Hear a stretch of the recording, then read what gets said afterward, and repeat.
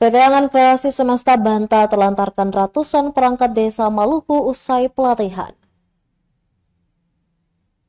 Event organizer PT Angan Kreasi Semesta selaku pihak ketiga yang mengelola kegiatan pelatihan peningkatan kapasitas aparatur pemerintah desa dan pengurus kelembagaan desa di Kota Ambon membantah bahwa telah menelantarkan peserta kegiatan.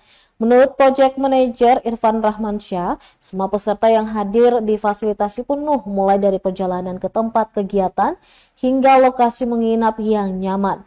Dijelaskan saat itu para peserta hanya sedang menunggu giliran untuk menerima pergantian biaya transport. Mengingat ada ratusan peserta yang ikut sehingga IO bersangkutan merasa waktu yang mepet karena kegiatan selesai bersamaan dengan waktu check out hotel.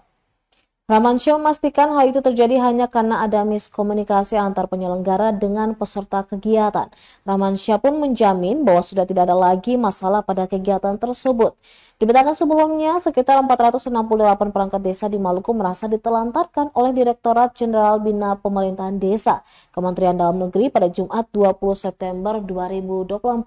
Pasalnya, ratusan perangkat desa yang terdiri dari aparatur pemerintah desa dan pengurus kelembagaan desa ini diundang untuk mengikuti pelatihan peningkatan kapasitas selama 3 hari di Kota Ambon, terhitung 17 hingga 20 September.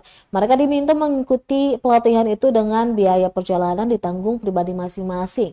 Nanti setelah kegiatan selesai baru ditebus oleh panitia penyelenggara.